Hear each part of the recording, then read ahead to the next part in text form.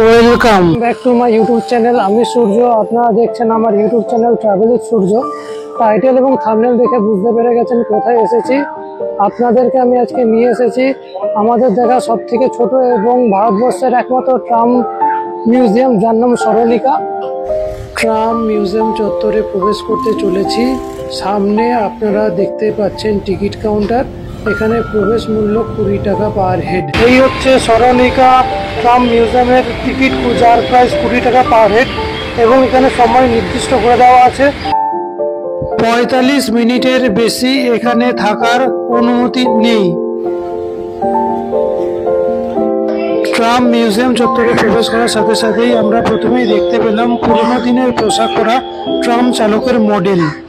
2014 সালের নুনাপুকুর ওয়ার্কশপে নতুন করে গড়ে তোলা হয় 1938 সালের ভিনটেজ সিটিসি 142 কে ট্রামটিকে মিউজিয়াম হিসাবে। আপনারা আমার পেছনে যে ট্রামটি দেখছেন, সেই ট্রামটিকে ঘিরেই তৈরি হয়েছে এই ট্রাম মিউজিয়াম, যার নাম স্মরণিকা।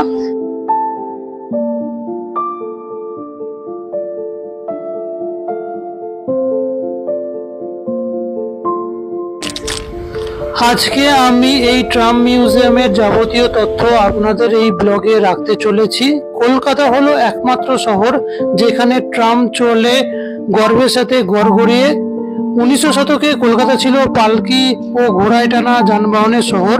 ট্রামই হলো কলকাতায় প্রথম গণপরিবহনের মাধ্যম।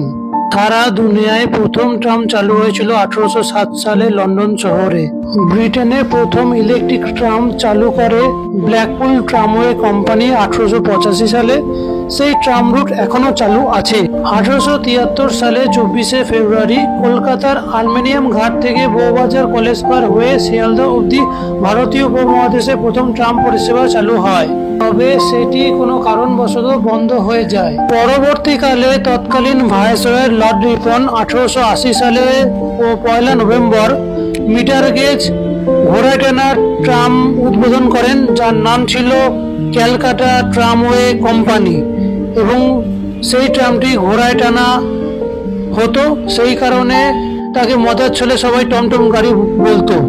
1902 সালে প্রথম কলকাতায় ইলেকট্রিক ট্রাম চালু হয় এবং এটি ছিল এশিয়ার প্রথম ইলেকট্রিক ট্রাম পরিষেবা। এই ট্রাম মিউজিয়ামের কথা অনেকে জানেন, আবার অনেকে জানেন না। 2014 সালে ওপেন হওয়া এই মিউজিয়ামটি সপ্তাহে বৃহস্পতিবার বাদ দিয়ে খোলা থাকে রোজ দুপুর 1টা থেকে সন্ধে 8টা অবধি। মিউজিয়াম বলছি বটে, তবে এই সংগ্রহশালাটি তৈরি হয়েছে একটি ট্রামের মধ্যে এবং এই ট্রামটিকে নাম দেওয়া হয়েছে স্মরণিকা। স্বাধীনতার পর পশ্চিমবঙ্গ সরকার কলকাতা ট্রাম কোম্পানিকে অধিগ্রহণ করে। বর্তমানে এটি একমাত্র ভারতের ট্রাম পরিষেবা। মেট্রো, ওলা, উবেরের যুগে ট্রামের প্রয়োজন আছে কিনা সে নিয়ে বিতর্ক থাকবে। ট্রাম যে কলকাতার হেরিটেজের একটি অবিচ্ছেদ্য অঙ্গ, সে নিয়ে বিতর্ক থাকার কথা নয়। ট্রামের প্রথম শ্রেণী এবং দ্বিতীয় শ্রেণী নিয়ে এই মিউজিয়ামটি তৈরি করা হয়েছে। পুরোনো দিনের ট্রামে ব্যবহার করা চাকার পোর্শনটি আপনাদেরকে দেখানোর চেষ্টা করলাম। এই পথ ধরে এগিয়ে প্রবেশ করতে হবে ট্রাম মিউজিয়ামের মধ্যে।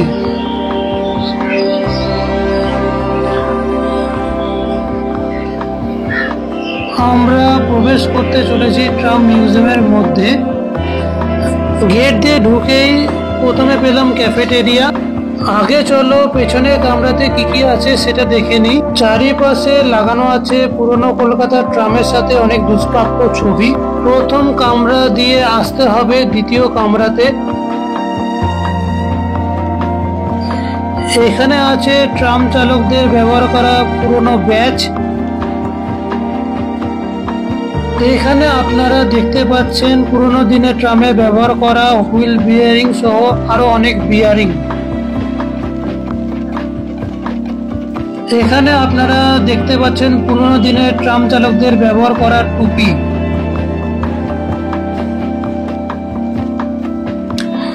এখন আপনারা দেখতে পাচ্ছেন পুরোনো দিনের ট্রাম চালকদের পোশাক কেমন ছিল তার একটি মডেল এখানে রাখা আছে।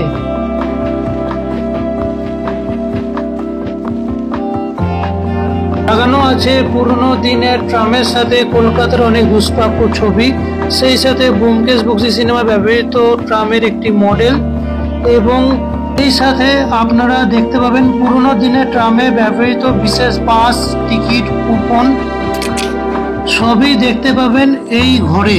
পুরনো দিনের ট্রামের সব রকম সংস্করণ এখানে রাখা আছে। আপনারা এখানে পুরনো দিনের ট্রামের ব্যবহার করা অ্যামমিটার, ভোল্ট মিটার সবই দেখতে পাবেন। এখানে গল্প বর্ণনার সাথে অ্যামমিটার এবং ভোল্ট মিটারকে দেখানো হয়েছে। পুরনো কলকাতার ট্রামের সাথে দুষ্প্রাপ্য ছবি।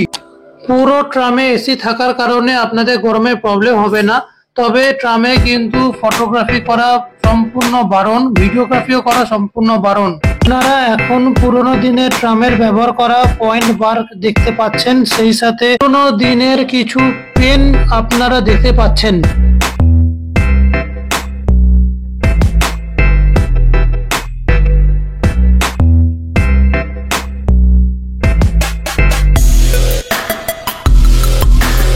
পুরনো দিনের ট্রামের টিকিট দেখতে কেমন ছিল সবই দেখতে পাবেন এই ঘরে।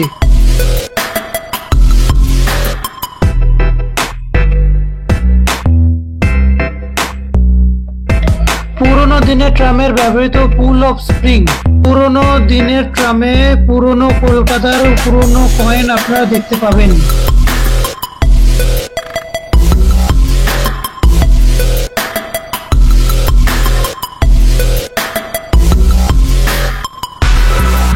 পুরনো দিনের ট্রাম চালকদের ব্যবহার করা নিপার আপনারা দেখতে পাবেন।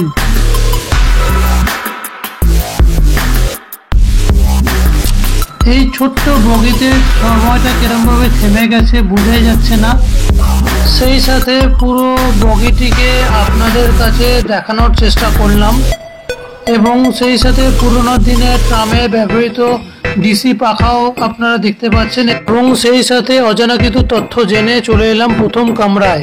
এদিকে একটা ক্যাফেটেরিয়ার মতন করা হয়েছে, চা কফির সাথে টুকিটাকি স্ন্যাক্সের ব্যবস্থা রয়েছে। পুরো ট্রামে এসি থাকায় গরমে প্রবলেম হবে না। এত বড় ইতিহাসকে সংগ্রহ করে চা কফি খেতে আসা যেতেই পারে।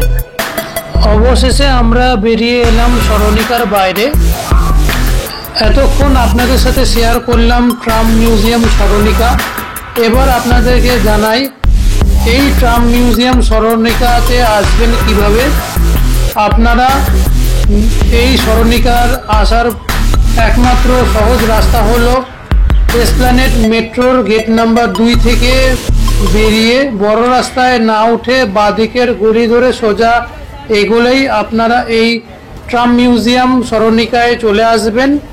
বাসে আসলে এসপ্ল্যানেড নেমে সিটিসি বাস স্ট্যান্ডের পাশে পাবেন সরণিকা। যদি ভিডিওটা ভালো লেগে থাকে লাইক করুন, সাবস্ক্রাইব করুন, শেয়ার করুন, কমেন্টস করুন। Thank you.